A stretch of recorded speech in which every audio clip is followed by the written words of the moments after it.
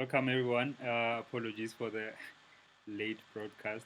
I mean, the nice thing is that we are online, so we can do whatever. Like, if we are late, no one is telling us crap. But I mean, like, we apologize for being late, technical issues and stuff. But welcome to this Monday's edition of Bread for Soul Convos with myself, Sir LSG. And on today's episode, I'm happy to be hosting media personality, hip hop artist, record label owner, and a colleague of mine, former Miss Benoni, Nomuzi Mabena.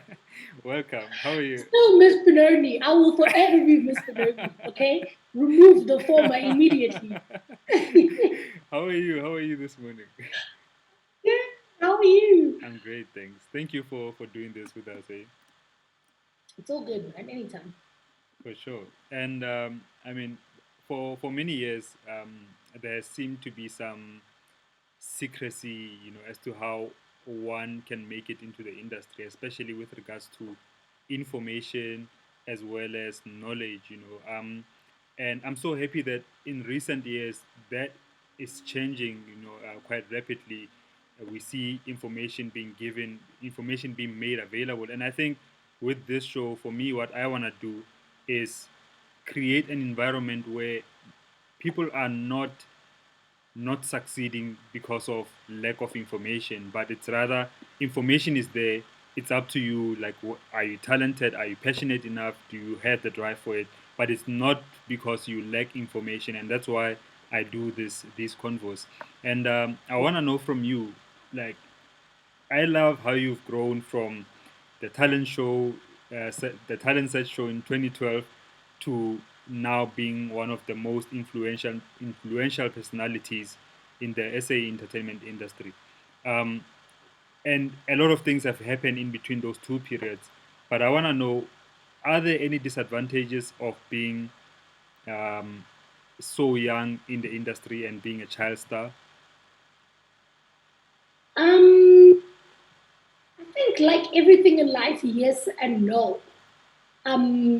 Yes, in the sense that you are still young, so you are still figuring yourself out for yourself, just as a person. Like, what do I like? What don't I like?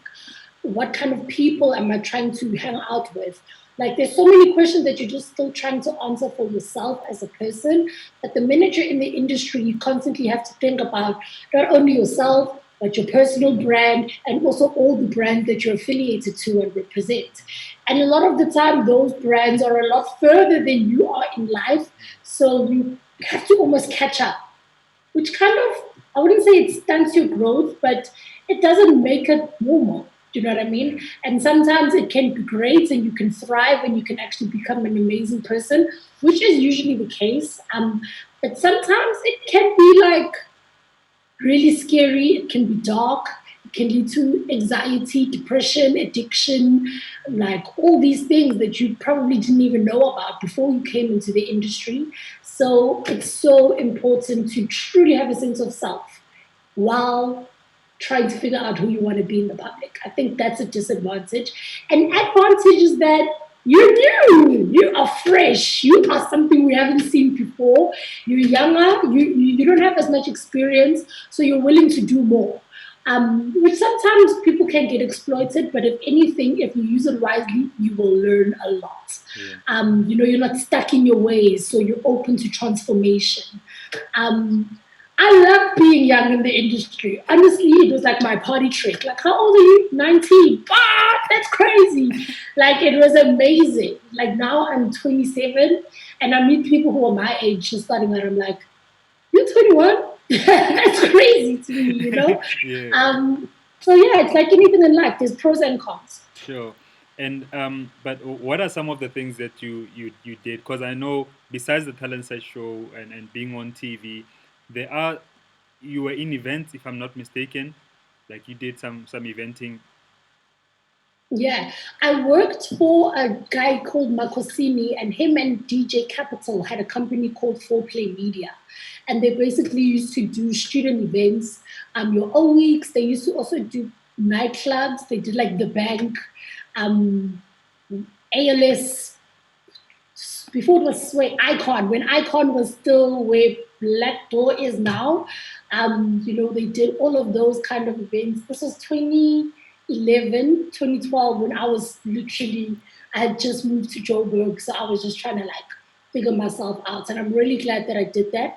I also did promotions, which I found was very valuable in learning on just how to speak and represent for brands, which I think is a lesson that I'm head and shoulders above a lot of people because I can speak and articulate myself so well.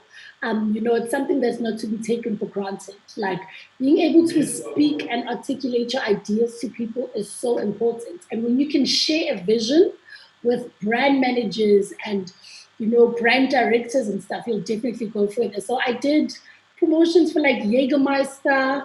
I worked at Montle Tema's reality show launch. I was pouring shots of Disaronno for people. Yeah. And that's where I first met the executives of MOOZLIE. Well, they wouldn't think they met me, but I'm like, I met you. Even though I was just giving you a shot of liquor, I met you on that course, you know? Yeah. And then in high school, I did modeling. I did modeling. I went to a modeling agency, which was more of a school than an agency, called Rampage Modeling Agency in Benoni. And they taught me like basics, how to walk, how to stand, how to sit, how to hold a microphone. Just like even little things like being Miss Benoni, I even had to go for like etiquette lessons, which comes in handy because sometimes you have to like network with people, and people recognize you in those moments. You can like sell yourself today. Like you can put out all the music videos, you can be on all the shows, but it just takes one meeting with the right person. And if you don't present yourself well in that one moment, it could be the end. So there are a lot of things that I did along the way that definitely helped me to get to where I am today. Yeah. I love that you actually mentioned the brand and speaking because I'm very I've always been wondering like what kind of language actually are we speaking with regards to brands as artists. What do brands really want to hear? But I wanna get into that a bit later. If I may Okay. ask some people, whoever is watching this, I've got a question of the day today, and I want to ask people, what can house music artists and hip hop artists learn from one another? And I think it's such an important thing because we see house in South Africa is such a big thing. I mean, hip hop too, the culture is there, but hip hop artists have also this thing, this way of talking to brands and presenting themselves that I don't see a lot of that happening with us house music artists. So the question of today, guys, if you're watching, um, what can house music artists and hip hop artists learn from one another? And I want to get into your experience at Cash Time, right? Like you were 22, but what lessons did you learn from that experience being with KO, Mai, Viju was there too, Max, if I remember. But what did you learn at that time that you are now using on your own label? I think the biggest and most important thing I learned during that time was how to rap. that I'm still using to this day. Like they genuinely, shout out to the guys. They taught me how to rap. Them along with the likes of Deleuze and AKA and all these peers that I have in the industry. But Kid X literally went to YouTube and typed in rap 101 and made me sit in front of his laptop and watch it and think rat, cat, set, maths, and then we do doubles, and then we do triples. Like he literally taught me that. Mugs taught me how to listen to music and not just like get lost in the vibe. Like when you actually listen, because I'm sure you can also find as a DJ and as a producer, you just hear other things and other elements in music that you can adapt or that you can just appreciate about the artist and be like, wow, you really are an incredible artist. Um, they kind of taught me also how to stick up for myself, not directly. Yeah. I don't think that was an intentional lesson that they wanted to teach me, but they definitely taught me that my ideas are valid, my voice is important, and that I should stick up for myself. Um, they also taught me that teamwork is important, that affiliations are important. And that I'm a part of a very important culture. Being able to have worked with people like Mai and Ko in their like new phase, because they had obviously their tear gas vibe, and now they were in a new phase, and like even now they're still doing something else. It's kind of wild, but um, it was just dope. Yeah. It was cool. Like those are like some memories that I'm gonna have for a lifetime. I won't lie, I definitely still have a chip on my shoulder in the hip hop scene. Like, don't disrespect me. Like, I've been on the track with all those people at the same time. Like, do not disrespect me. Sure, sure. So I learned a lot from you. Yeah, and you joined VN in 2016, and that's where I met you. I was your director. I was your Mm-hmm. boss. And um, finishing all the food in the oh, cafeteria. stop it! I was about to eat you to What's ask. the name of the show? What's the name of the show? Let's start. Always eating. Always eating. Stop it! Stop that! And I wanted to ask you, like, what does being on a show like VN do for your career? Are there any like conflicting things that happen, like with regards to you being wanting to be an artist and you wanting to be on screen, or do these things always work well together for you? Vuzu actually was a much better platform for me than MTV in terms of being an artist and also wanting to be a presenter.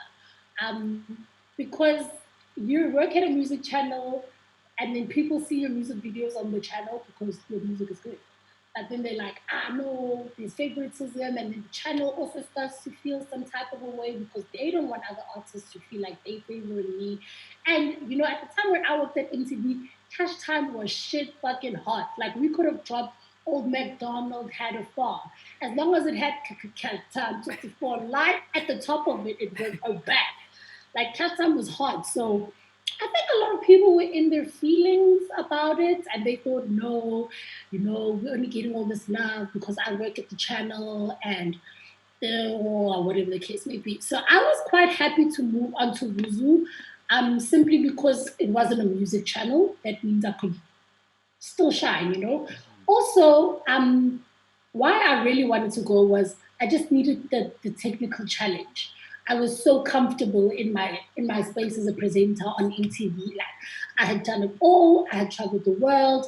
I could literally do links in my sleep. Like I was that polished of an MTV VJ, but I just still wanted to grow as a presenter.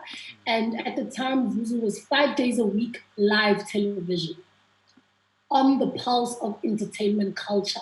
And for me, that's always what it's been about for me. It's about telling African stories. It's about showing the youth that there's work to be done in this space, but it's really important and it's meaningful.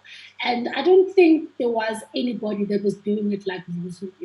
So that for me was very important and why I wanted to make the shift. And it was great. Yeah. It was great. I signed up to just do V Entertainment, and obviously when you're part of the channel at the time, they also had V Prime, if you can remember.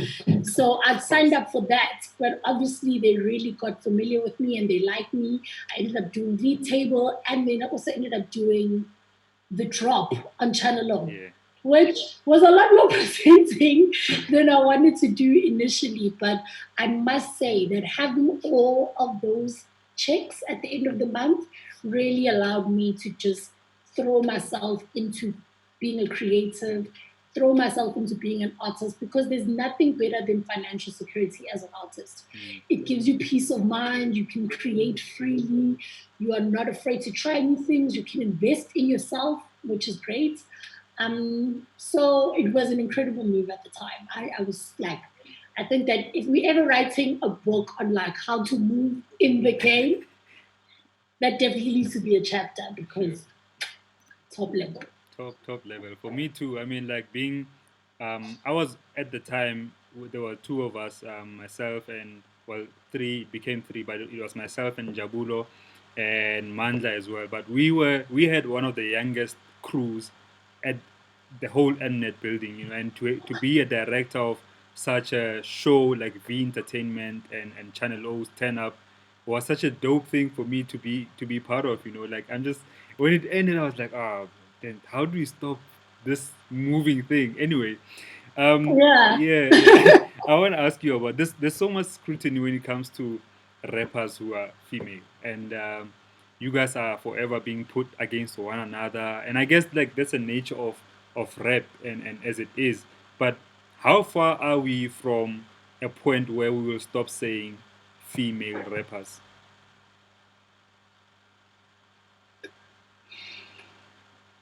Truthfully, I don't know if that will ever stop. I think we'll just get to a point where girls are happy to be female rappers. They're proud. They want to be called female rappers because it's not something to be looked down on. And I think what's happening now with the female rappers, well, those are that are crossing over into the mainstream, like myself, Rouge, Gigi, Boy T now. We're just showing them that yes, I am a female rapper and I'm killing it, like Nyagnyesa. You understand? And we're embracing the fact that we are female and we're actually using it as a part of our narrative. A lot of the time girls would try sound so hard and just want to rap so hard so they can be appreciated by the boys. But now we're seeing that actually having a whole lot of females on your side ain't a bad thing. Even male rappers, they do things specifically for female fans. Promoters throw parties specifically for females. Like the female market, not only in hip hop but just in the world, we have a lot of power. So we're embracing that. I don't think people will ever stop calling females female rappers. It's not like doctors or female doctors. It's like an entertainment, like an actress and a female rapper, but like everywhere else, it's like you're a doctor, you're a surgeon, you're a teacher. Yeah. Because why don't they say, a male teacher? I guess they do say male nurse. Or a male rapper. Male nurses do get a little bit of heat. Yeah. But yeah, I don't think it'll stop. We just have to embrace it and be like, I'm a female. I've got a vagina. Vaginas are public.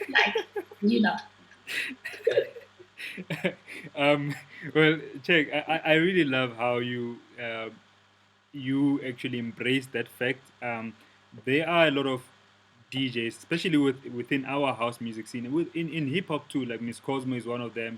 She's done great. She's been on 5FM. I know you guys have worked together, but we do have a lot of house music DJs who are female who are also doing quite good. Like doing their own thing, doing their own events, and I think it's so dope having somebody like you who's even though from another genre, but has done it. Like you doing it and you're doing it so dope, much even better than a lot of guys. You know what I mean? Like, and it's got nothing to do with race. It's got nothing to do with sexuality, but just being able to do what you do in the way that you do it. And it actually takes me back to my question that I want to ask people, whoever's watching this, guys. If you could just answer this question in the comment section, what can house music artists and hip hop artists learn from one another? We'll show your answers towards the end of the show. What do you think, like, just from your side, as a if you're viewing our scene as house music artists, what do you think it can be done? Like, or what are the differences that you are seeing? Well, I think house music is great in South Africa because it's consistent. I think that's definitely something hip hop can learn from house music is the consistency because we kind of have peaks and we're like, okay, now we're hot and then it slows down a bit and then but whereas with dance music and house music it's like throughout the year and maybe it's just because we are a nation of people that loves dance music but that's definitely something that we can learn also. I mean, we do collaborate a lot but there's a way. Okay, now house music DJs are going crazy on Twitter. I don't know what's going on with you guys on the lockdown. It's making you guys throw pies at each other. But generally, there's a feeling of community in the house music world, and across all levels. Like there's a lot of love for the new guys that are coming in with the dope vibe, all the way to the OGs. That I really appreciate.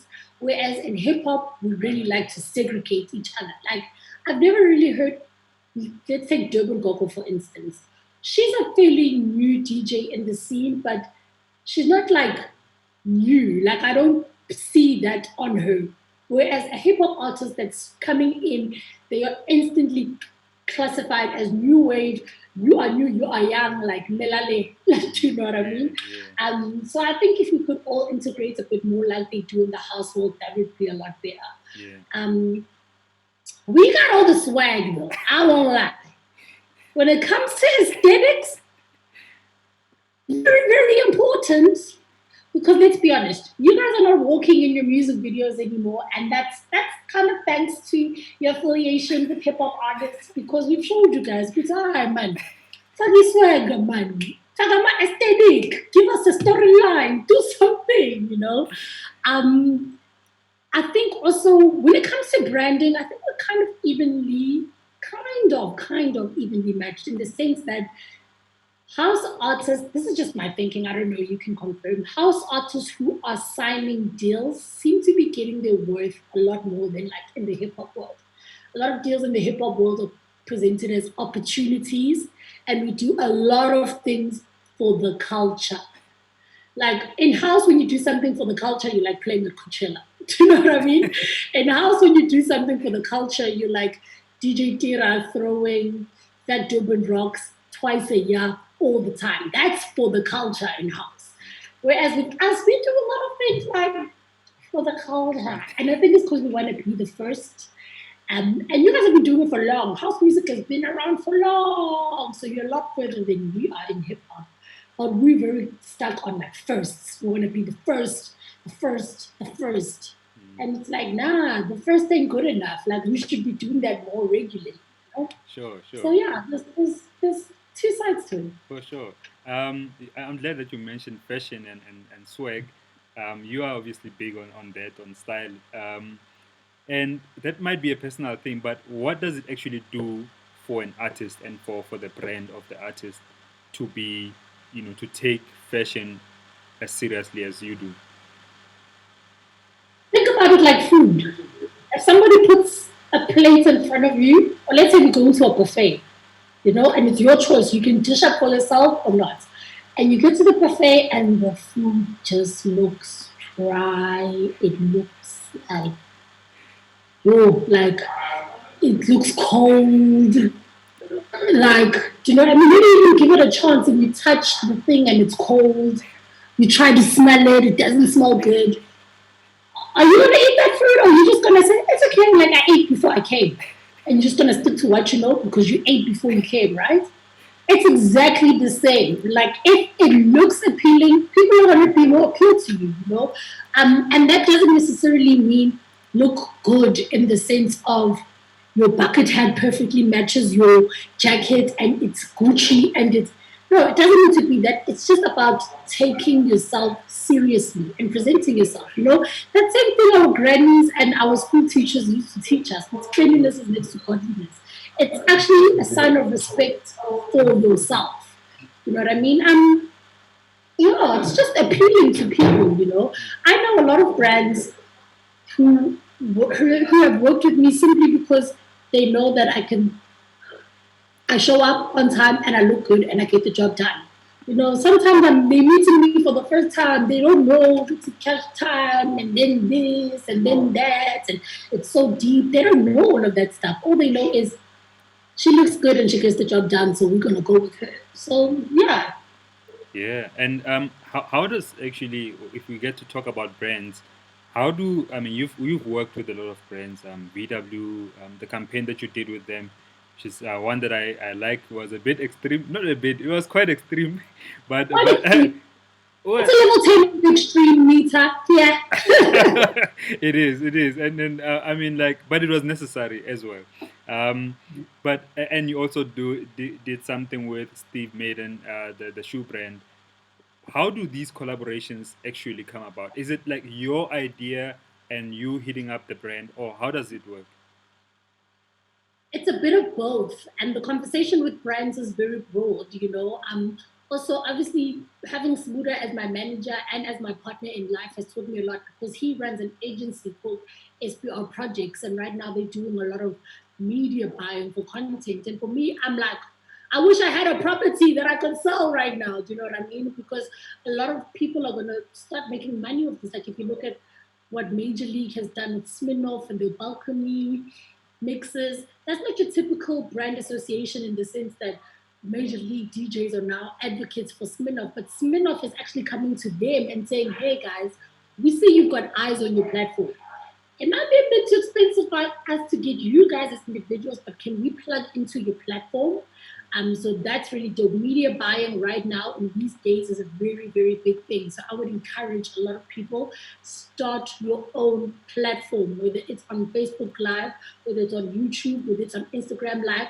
Start your own platform and keep records of all the numbers, how many viewers, what's the engagement, how many comments, you know, Mm, because that's money. mm, That's actually what brands are interested in. The million followers, that's great, but do you have real engagement? You mm, know, mm, if let's say you're doing a campaign for DSTV, for the DSTV app, or let's say for Showmax or Box Office or whatever, and you are encouraging people to download the movie.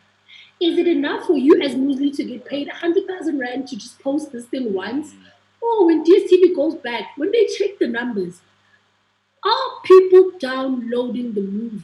mm, And you know, that's a very, very big thing. And you sitting there watching this, you're thinking to yourself, oh my gosh, I've only got 100 followers. Those are probably people that you know personally that you can actually engage with. That is a very, very big deal, you know? mm, mm, So that's what brands are looking at. That's what brands are interested in. And also just having an authentic voice in the culture, you know? I confidently go into meetings with brands and I tell them that, like, I'm the most one of the most important voices in hip hop. You can't have a hip hop conversation without me. Do you know what I mean? If you want your story to be credible, like I have to be in it. Otherwise, people are not going to believe you, you know? mm. And sometimes they're like, we've never even heard of you. But when they do their research, they're like, oh, snap. She is the real deal. Do you know Yeah, what I mean? yeah, So that's also very important. And just working with brands that you would actually work with and care about. I know right now, especially, well, we can't do gigs and everything. People are probably just trying to like, oh, I don't even eat lunch bar, but it's like, no, you don't like it, don't do it. You know what I mean? yeah. So it's very important to be authentic. But what I find is that brands don't really have the big budgets that we would want them to have in the sense of like, I'm going to be in an advert, so they're going to give me 4 million rand to do an advert. Unfortunately, like it's not set up like that. Unless you're like probably top tier, like top. Do you know what I mean? Yeah. Like you are like about that list of celebrities, that one. But That's why you don't see a lot of them in adverts and stuff like that because brands don't have the money. So what I do a lot of in my company is we like to make the deals work for what I'm doing. So I recently just did a deal with Castle Lights that if they had to, it's a 10-month project. So if they had to sign me contract rather, if they had to like actually pay the true cost, what's called the true cost for these deals, it's like close to 1 million, if not more, you know. But I said to them, okay, it's lockdown. I'm trying to build a studio. It's going to cost this much, which is almost half the amount of money, you know. They were like, we'll do that. And for them, that's beneficial because every time I'm in that studio, all I'm thinking to myself is like, damn, Castle Light really came through for me. That makes me an authentic advocate for the brand. In 2018, I recorded my album in the Red Bull studios. Like I was saying, I didn't have a studio at the time, and studio time was expensive. So I traded content and social media for time in the Red Bull Studios, which is like a world class studio, you know, the quality. Like if you listen to the album, I didn't record this in my mom's bedroom, okay? It sounds good. So it's very important to understand that we have different kinds of currencies. I have social media currency, I have social currency, I have culture currency that I can trade with people. It's just all about viewing yourself as a business and getting these brands to pay the costs of what your business needs to do. That's it's not an easy thing to do and maneuver, but that's the best way. Otherwise, it's like trying to get water out of a rock. Like, Yeah. But I love that you mentioned about what you said about content and having the engagement, the active following with whatever it is that you do, and it doesn't matter actually the number. Obviously, it matters if you've got huge numbers and you've got activity. That's dope, but you don't have to start there. It doesn't start there anyway. And someone online, I was watching something, and they mentioned something like in 20 years time or 15 years time, it would be kind of weird for artists to only be doing music and to come and say, I'm just a rapper or I'm just a DJ. Like, what else are you doing? Because everybody's a DJ, and everybody can be a rapper too, unless you are really, really, really one of those super talented people. Obviously, we would like to think that we all are, but the reality is we are not. And obviously, you need to work with what you have. But I want to know from you, how have you taken criticism from people who gave you, especially in the past, who gave you little respect as a rapper, and also being that you were coming from a TV background and not really a music background, and now you coming as a rapper. How have you taken that criticism and just ran with what you're doing now? well, you know what? Luckily for me, I was kind of hanging out with the guys at Cash Time for a while before the music actually came out. So I learned a lot just about like just staying strong, waiting your turn, just trusting yourself, sticking to your guts. So by the time the music came out and people did have that criticism, it wasn't super surprising, but it was weird for me in the sense that like I was so trusted on the streets, like yo, Moose, MTV, like yo, big sis, you are the one, you are the plug, like we trust you, you are the one. And the minute I'm like, yo, they're like, nah, chill, not chill, you know what I mean? But also people don't like what they don't know. That's just the truth. And it's even worse if they've come to know one thing about you and now you want to flip the script and like add something completely different. They just like, nah, that's weird. Do you know what I mean? Also, can you imagine people who think of you, they know you as a DJ, and then they hear that actually you're also like a director, whatever, like, nah, that's weird. Like, you should just focus on DJing. That's weird. It's like, no, that's actually completely and totally normal. Also, I'm a millennial, so I'm part of that slash generation. And I don't know, we're taught in school to do so many things. You do rugby, you do athletics, you do drama, and you're part of the acting society or whatever. But then in adulthood, you should just do one thing.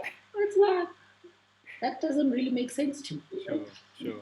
And you've worked with a lot of artists, Kenyan superstar Victoria Kimani, Rouge, DJ Speedster, Miss Cosmo, and other artists. And why do collaborations matter so much, and who's on your next collab?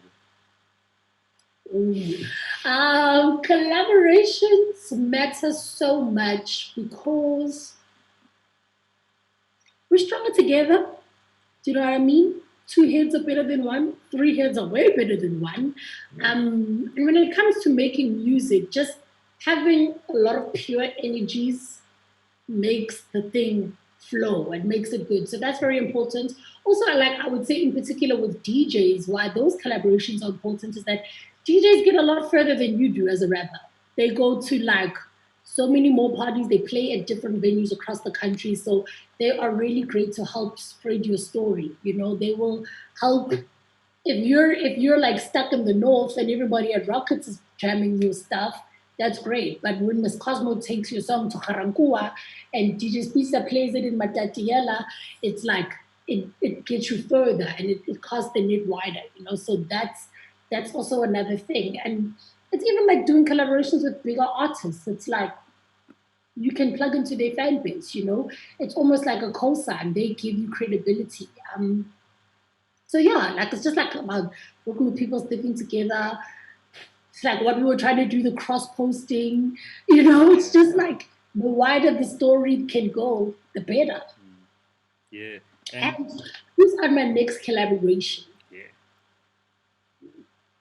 I could tell you, but I'd have to kill you. Come on, really? That's it? That's it. Okay. Okay. Let me tell, just to get off tangent a bit. So every first Monday of the month on this show, to everyone who's watching, I have a resident psychiatrist, and we talk about mental issues. Dr. Gwen Tonyani, she's from the Life Kastenhof Hospital, and if you are suffering from mental health, I think, yeah, hit her up or watch the show as an artist. If you want to know how to deal with mental issues, depression, that are especially those that are caused by being in the industry, I think that's worth watching every first Monday of the month. So she's gonna be back on the 6th of July, and yeah, I hope that people will check that out. Have you had any? How have you dealt with being a star, like especially mentally? Because I can assume it's not an easy thing to do. It's not an easy thing to do, and I'm also just a very fiercely independent person, so it can be extremely isolating. You know, also just because you go through things publicly, you know, even if you want to try something new, you have to try it in front of all these people, you know. And if you get it wrong, all these people know. But if you get it right, obviously that's great. But it can be very isolating in the sense that you always feel like you have to have all your stuff together. Like you just constantly have to be on top of your game. You have to be number one all the time, and it doesn't matter how you get there. You know, even if you compromise yourself and your mental health to do it. Um, so that's very scary. Um, yeah, I think for me that's the most challenging part, and I've learned over time that I have to open up to people. It's okay to ask for help. Like you are not an island; you don't have to do everything on your own. Um, I'm very lucky that I personally haven't dealt with addiction, but I have seen people go from like completely normal, like totally fine, to like not able to function without this thing, which is like so weird, you know. Um, that's always very sad to see. But I think more than anything, one thing we do struggle with, and I'm going to be honest, is like the financial burdens. You know, this industry is not instantly as lucrative as you would like it to be. So that can be difficult. And I know for me, sometimes as an independent artist, it stresses me out and it makes me feel like I'm failing as a person because I don't have the budgets to implement my ideas. That doesn't mean I'm a shit person. That doesn't mean I'm a terrible artist. It just means that like right now, and it doesn't mean I'll never have the budget. It just means like right now, I can't execute this by myself. So I need to lean on other people. I need to rely on other people to help me, you know, bring the vision to life. And sometimes it's not easy asking people for help because they're like, "Oh, where now?" Uyamali Moswena. I thought you're getting cash. I'd be getting cash. That's what you said in your song, girl. So that can be very, very difficult too, and definitely it causes a lot of anxiety and stress. Mm. And I think like now that you actually mention it with hip hop artists, it's kind of it's actually different because you would sing about something like that, and you would come across as a person who looks in a certain way, your style and your clothing, and people don't really can't get it when you say, guys, no, I don't have money. You know what I mean? Like it's a but mentally also. I think for a lot of new hip hop artists, what it can do that which is dangerous for them is that you in your mind can be telling yourself I'm the next big shit. I mean hip hop is like that. You busy going around telling people that no one is better than you are the greatest, like and when you don't get to live like that or live that lifestyle, it can become a bit of a mental issue, and I Mm. can assume that it wouldn't be easy, especially for new artists, to handle that mentally. um, but I want to get into something like a phrase that I always hear is people will say, "Hey, you need a team. You need a team. You can't do this. You need a team, team." And management, like with regards to you, I know Spuda Rock manages you. What Mm. exactly does a manager like him?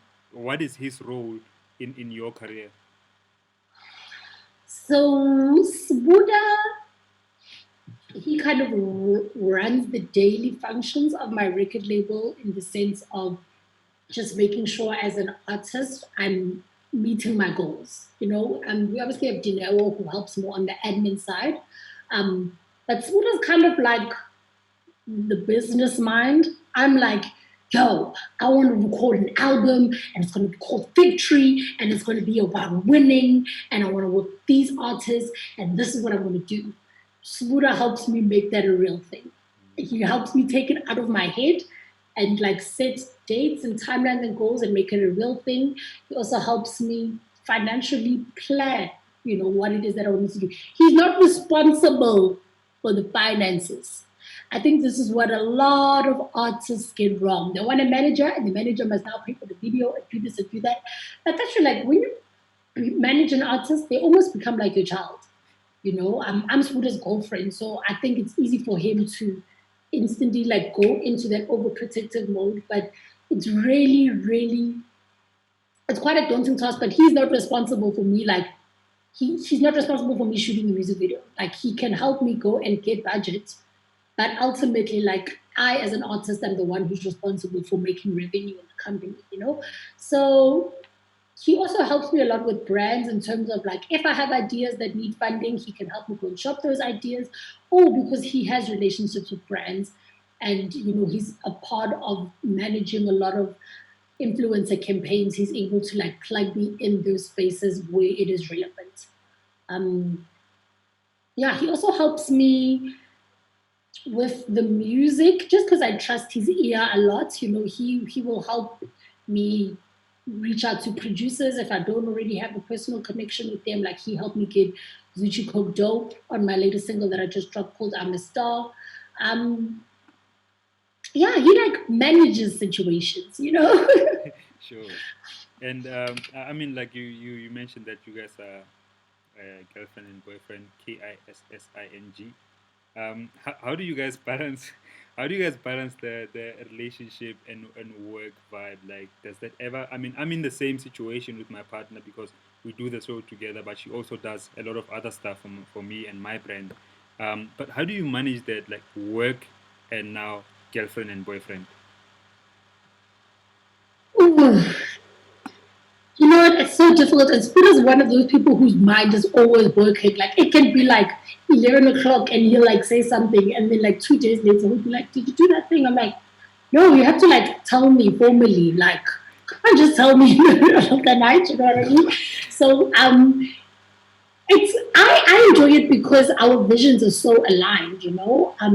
And that's the trick. You have to not have to. I mean, obviously, you can learn with time for your visions to align. But if you find somebody who is the MOOZLIE at what they do, like Sura is the MOOZLIE in his field, like his agency friends, they're all like, wow, Sura, you got the swag, you're so fresh. You got all the plugs, you know what I mean? So that's dope. I also have a girl named Khadi on my team. She does PR. She was working at Ambitious. She left Ambitious and she started her own company.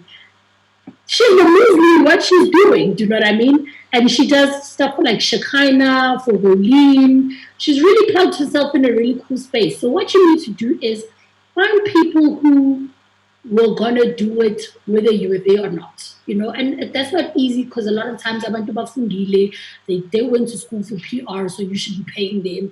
They went to school for whatever, so you should be paying them. But you need to find people whose visions are aligned, you know. And where your win is not only like your win, because can you imagine, like if I win an award, it's just me on the stage doing the speech, but everybody on the team benefits. Like Khadi can say, like one of her artists is an award-winning artist. Sura can say, I've worked with an award-winning artist. So one day when he bumps into like the new Justin Bieber on the streets, he can say, I've got experience. I know how to make this thing work. So it's very important to find people who like that's what they were going to be doing anyway. That's where their interests lie. That's where they want to win as well. And them coming up with fresh new ideas actually enhances you as an artist. Sure. That's very important. And you grow with those people, you know. If you want to find that person, and I get a lot of DMs, I'm sure you do too. Can you please help me jumpstart my career? How many retweets for you to jumpstart my career? That doesn't work. Easy come, easy go. You have to grow with people. You have to put in the time. It's 10,000 hours. And I think that's why Smuda and I work. We were saying this the other day, like, yo, we've done the hours with each other. Do you know what I mean? Like, we've literally done the hours with each other over the years. So you have to put in time with people. You have to grow with people. You have to make mistakes with people. Because that's where you see where people's hearts are. The minute you put out this track and it doesn't do too well, and people are like, when your track suck, I'm not working with you. You know now those are not the people that you need to be working with. But it takes time. Like I'm not as good a rapper now, or rather, I wasn't as good a rapper then as I am now. Like when I was doing, they call me chick of the year. Change lanes, I'm switching a gear. Money talk, no lip over here. You see what I mean? Yeah. That was from that rap video that kid showed me. Yeah, yeah. Do you know what I mean? But now I've completely switched up. I'm at a way different place. I'm way more versatile.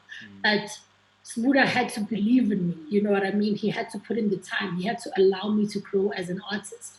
And that's very important. You have to find people that you can grow with, not people who are gonna suddenly. Like the only person who can suddenly my life is God. Yeah. Do you know what I mean? Even if I meet P. Diddy today, I will credit God. It's not a suddenly thing. And even then, I don't think they would be too keen to work with me if I was just like a cute girl from Benoni. The experience and everything that I've worked up to right now definitely makes me more valuable. So it's very important to put in time with people and grow with people. Yeah. And I guess that also speaks into looking at this thing as a long-term career, and not just as wanting to get by quick, seeing that somebody or thinking that someone did it quick. You might see somebody blowing up who just came up yesterday or seemingly last week, but you don't know the work that that person has put up, into over the years. And I think that it's very important for us not to judge ourselves on short-term failures. As long as you know that you can get better, you can always get better, guys. If you're watching this, you can always get better at anything. So if you suck Yeah. now, it's okay. Like just keep working. You get better. That's how everybody grows anyway, and we grow differently at different rates. But the only way to grow is to keep doing it over and over again. Um, Tell us about your. I mean, you and Buddha went to Chicago in Feb, and you attended an NBA All Star Games. What's your relationship with NBA Africa? Well, Sabuna obviously also like plugged me into that space. So he loves basketball. He loves all sports. I'm so glad there is no sport. But Sabuna loves all sports. And personally, I was never a very big fan of the game of basketball, but I am a very big fan of culture. Like culture is very, very big to me. And the NBA has one of the most like the most incredible cultures ever, from all the different associations that they have under the NBA umbrella to just the community feeling, also just the business. Just like I really, really have respected the NBA for a very long time for that. So last year or the year before, he got me a booking to host the junior NBA finals that happens in Royal Bafokeng, which is really cool. They've got a chief there. Hey, Africa's big, guys. You must learn things. Eh? So we go there every year, and it's cool. Like you would think that these are like people from a rural area who probably don't know too much, but these are like super duper talented kids. The junior NBA is like an incredible program. So I did that and I really, really liked it. And then they invited me to come out to All Star Weekend, which I was never going to say no to. And the first one we went with Scoop, Casper Nyavest was also there. Shoma Josie was there, and then like people from other places in the continent.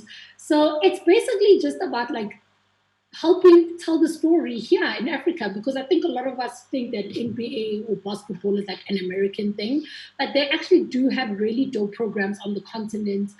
They've also just started a basketball league, the BAL, that's going to be happening in Senegal after Corona, unfortunately. So there's a lot of things that are happening, and they're really interested in telling that story to South Africans, and not only about sport, because basketball is way bigger than just like bouncing the ball and throwing it in a hoop. They have such incredible charity initiatives. They make millionaires out of people all the time, which I think is very, very commendable. They're also just very big on teamwork. The lessons on teamwork and just being proud of where you are. I mean, I just thought Chicago was this place where Kanye West was from, but the city had such an incredible legacy and how they helped Afro-Caribbean people and just like so many amazing things. So yeah, I've been doing that now with them. That was actually the last trip that I took to All Star Weekend before everything happened, and it was really, really dope. I'm all about the lifestyle. Like I'm just about like the culture, who's sitting courtside, who's dating who, because that's just as important. Okay, it's just as important as the game. And tell me about friends, right? Like I've always heard how fake this industry is, but do you think that it's important? I mean, you've got people, friends. You are friends with people who are in the industry. Is it important, or is it a thing really to have true friendships, especially with people who are within the industry?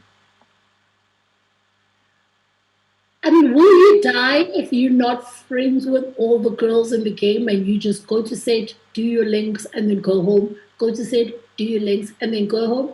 No, you won't die. You'll probably pay your bills quite comfortably and you'll be cool. But you want to grow. You know what I mean? You want to grow in the space, and it takes people to grow. And that's not only necessarily like famous people like DJ Zintle or Pearl Tusi, but it's just like networking with people. Like, let's say Bash's manager, Boiti's manager, Bash, for instance, who's also an incredible songwriter. He's got great relationships with producers and stuff. He's a valuable person to have in your little black book. But Bash doesn't like doing meetings. Bash is not trying to like listen to your song when you send it to him. But if you catch him in the club, he'll be willing to hear you out. You know what I mean? So it's all about networking and growing with people. I think personally, just in terms of like the famous people in front of the scene, I am a huge advocate for like befriending people and supporting people, even if it's not like best friends, but supporting people. Like if you check my Insta story, I'm always posting like this person just dropped, this person just dropped, this person just dropped.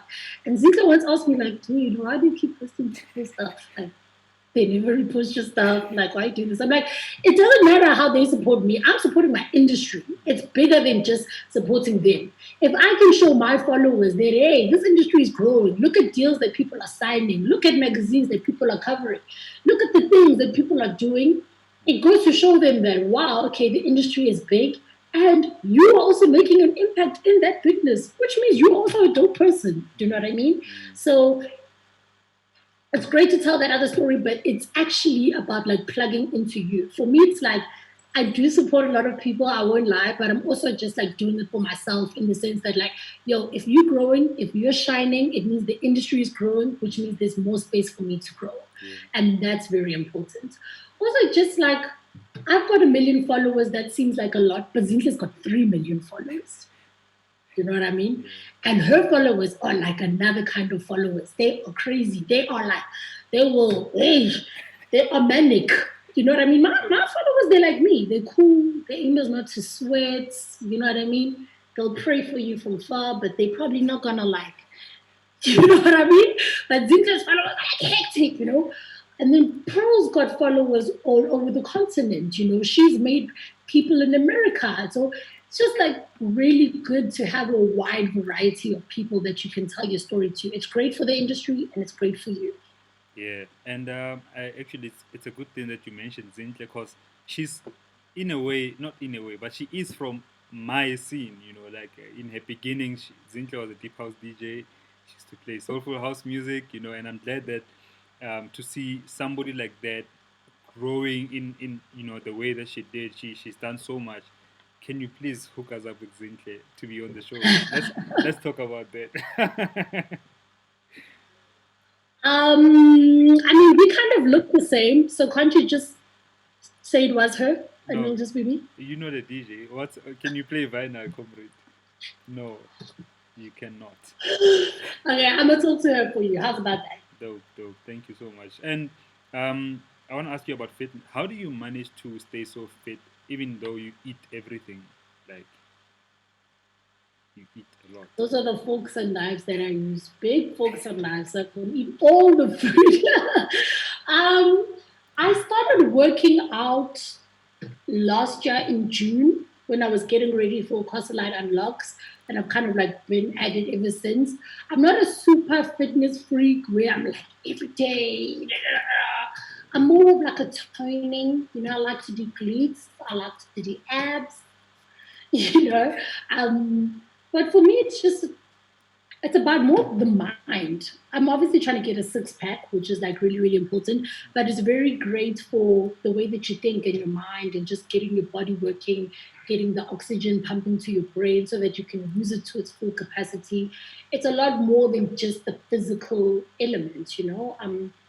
Also, working out and training is something that I do a lot with Zinhle. Well, we did before the lockdown. I would actually go to her house every morning and we train together. So it was a great way to spend time with my friends too. So it can be like really fun socially. You can do it virtually as well. I like to just get workouts on Instagram because there's so many fitness pages on Instagram.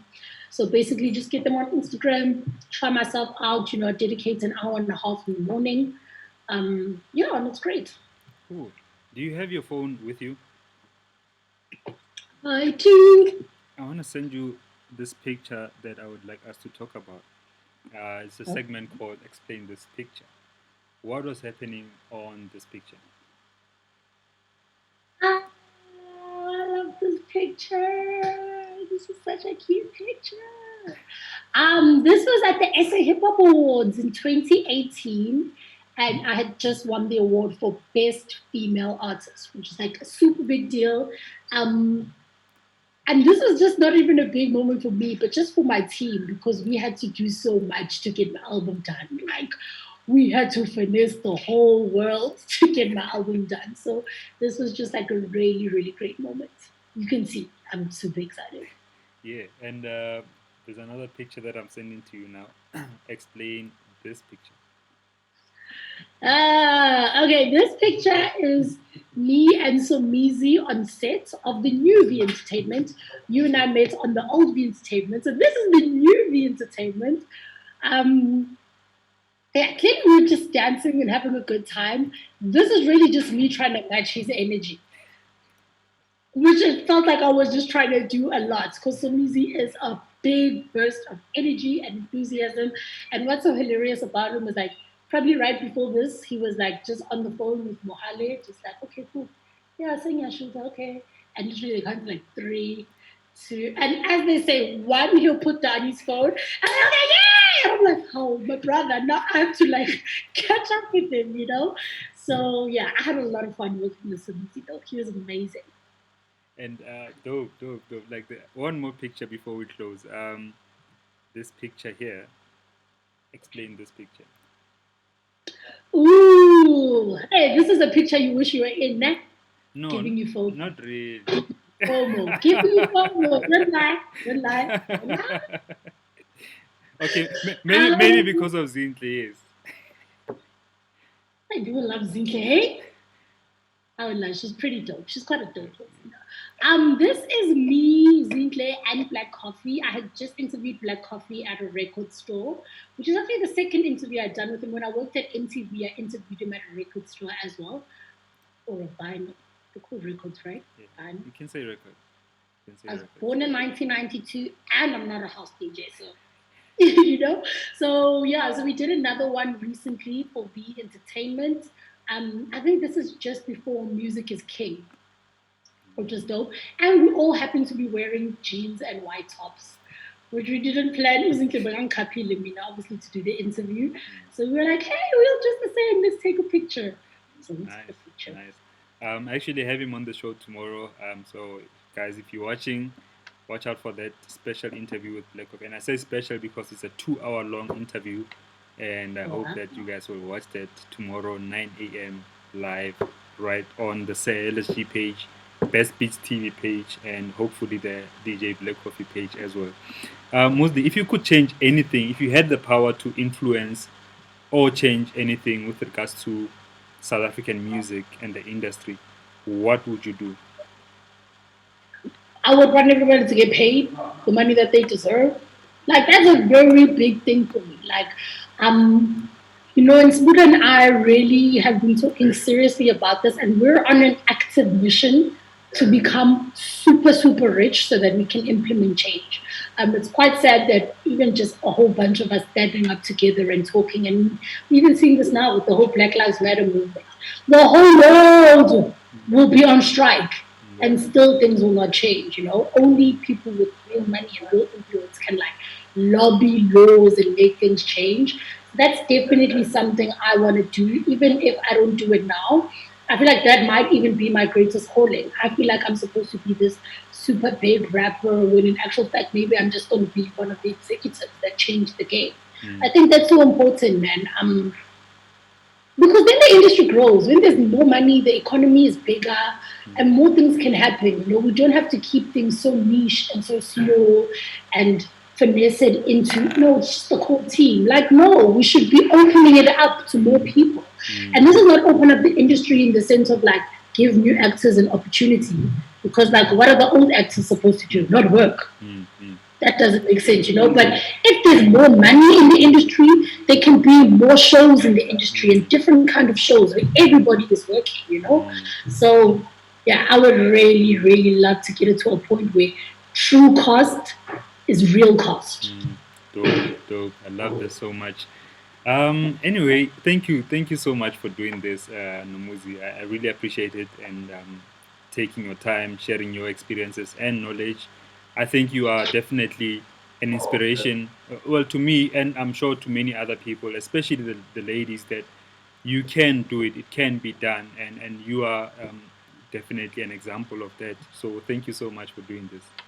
Thank you. I really appreciate it. It was good to talk to you. It's been so long. It has. Usadla mara.